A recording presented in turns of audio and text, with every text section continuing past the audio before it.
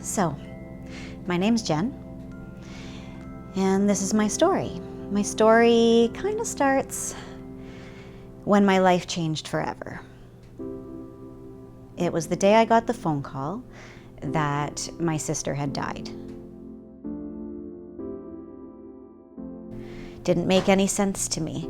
What could she have died from? How did she die? And right away, your head's obviously swirling. You have no information. Phone calls start pouring in, letting little details out one at a time, and the word foul play comes up. What do you mean foul play? My family just didn't know what to do with that.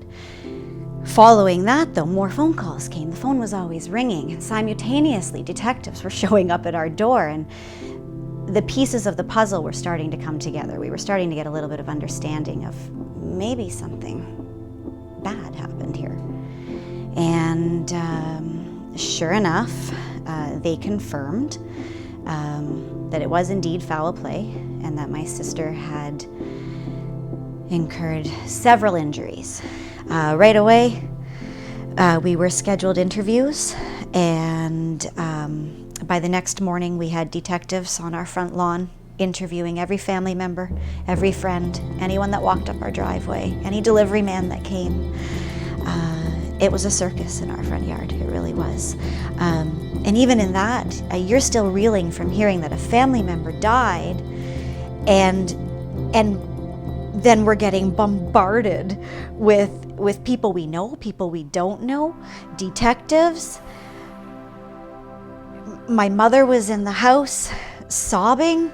My other sisters were scattered around sobbing, and you're watching your family fall apart in this moment. We have to start planning a funeral.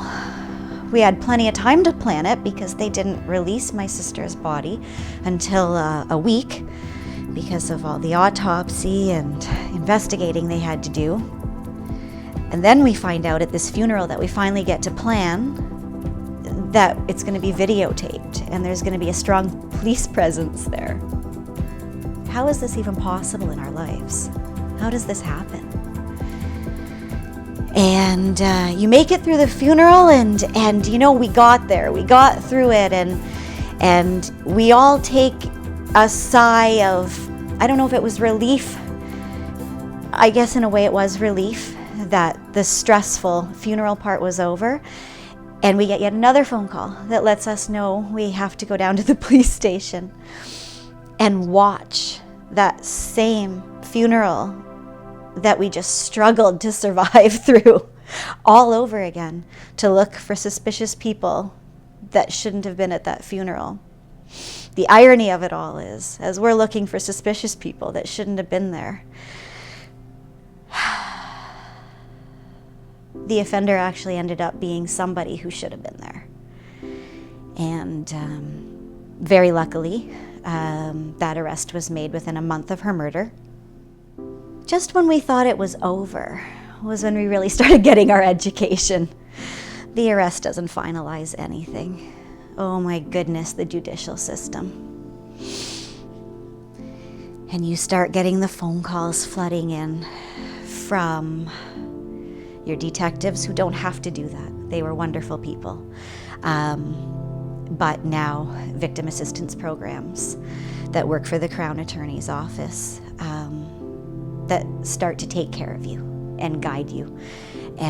But so many things that you're just so confused about. There is so much paperwork when somebody you love is murdered.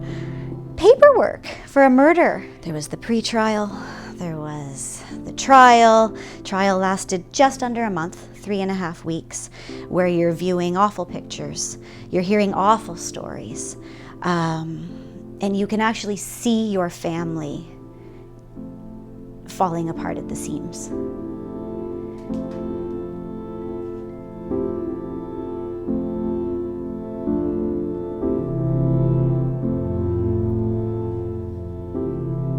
And it was about 3.5 weeks long, just under a month.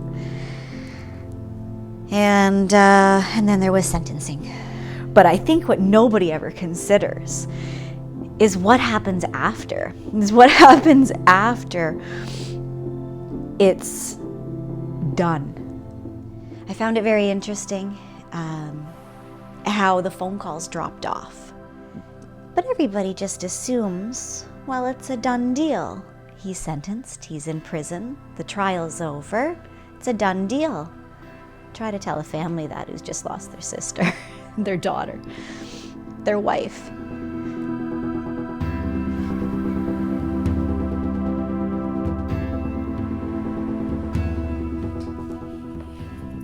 So suddenly, when it's all over, it gets eerily quiet. Everything's quiet but your mind. Nobody knows what to say to each other. Nobody knows how to live.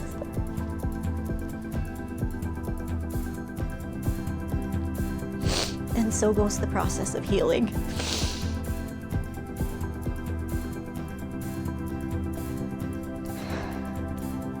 And I remember the first day that I smiled.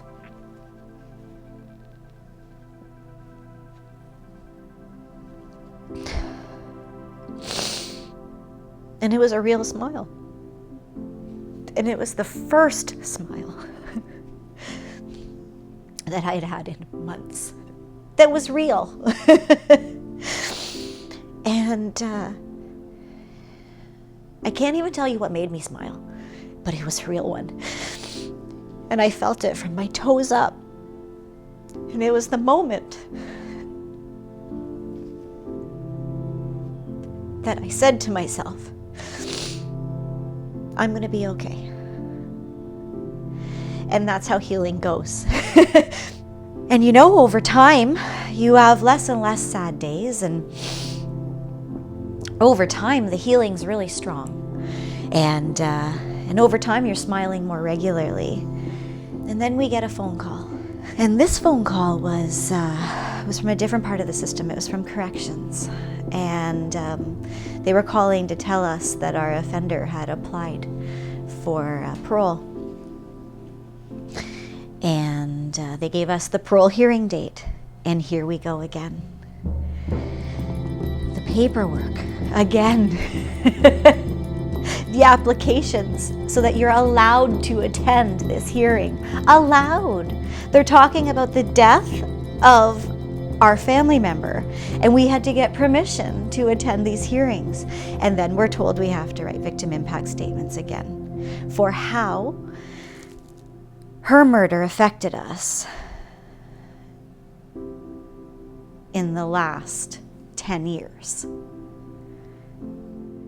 So here we are 10 years later, pouring through coroner's reports of every wound.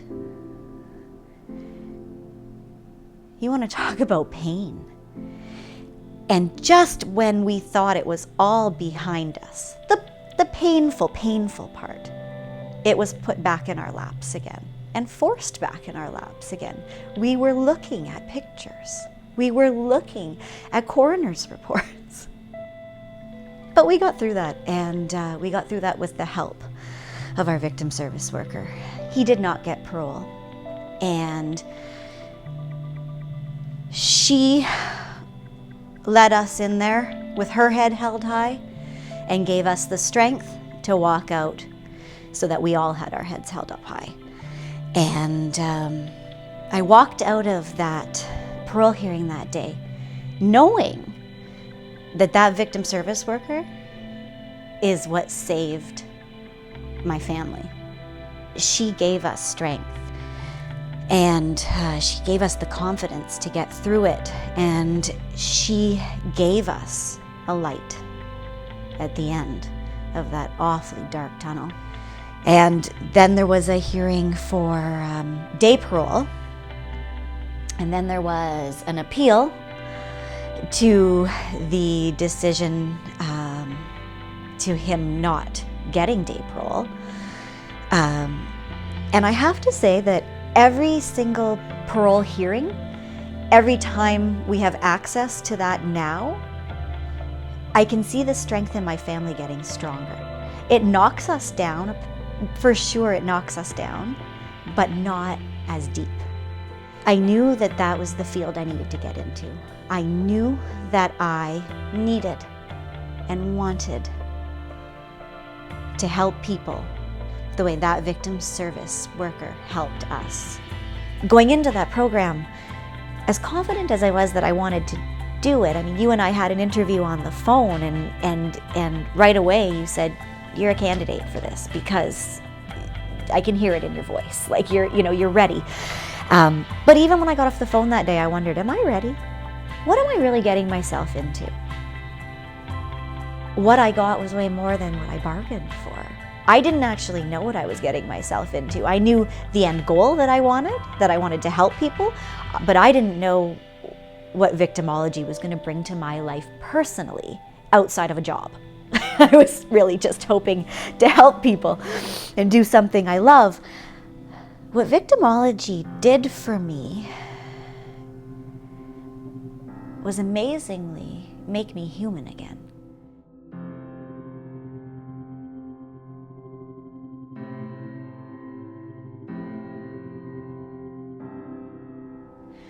And victimology showed me, it seems weird smiling at this fact, but it showed me how much pain was out there that wasn't just mine.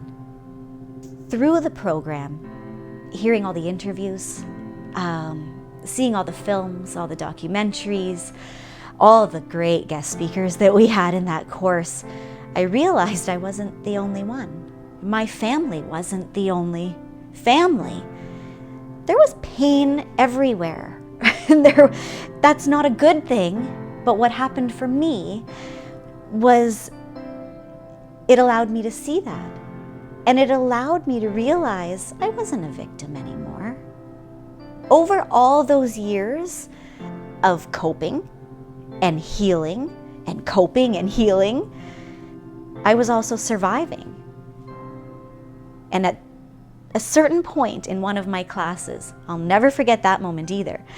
I was watching a film, and there was that aha moment where I said, oh my goodness, I'm not a victim anymore. I am a survivor. And oh my goodness, look at all these people who are and need help now. I can't put my finger on it. It's nothing tangible.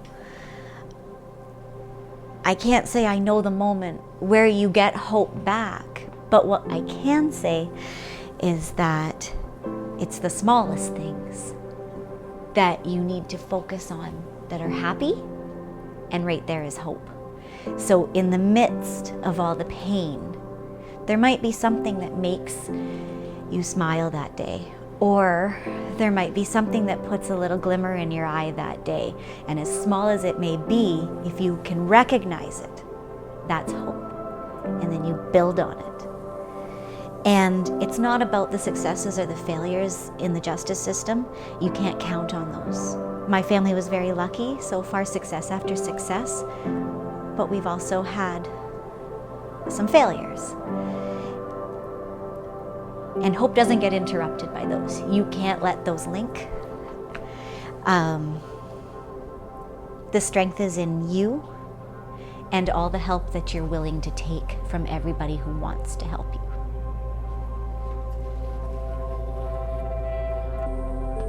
Because it's true. There's so many people that want to help you. And you just have to be open to it. And don't rely on anybody else, though, to show you hope. That's within yourself. And it's all the people who want to help you. And that's all they want in life, is to get you to a better place that build on your hope.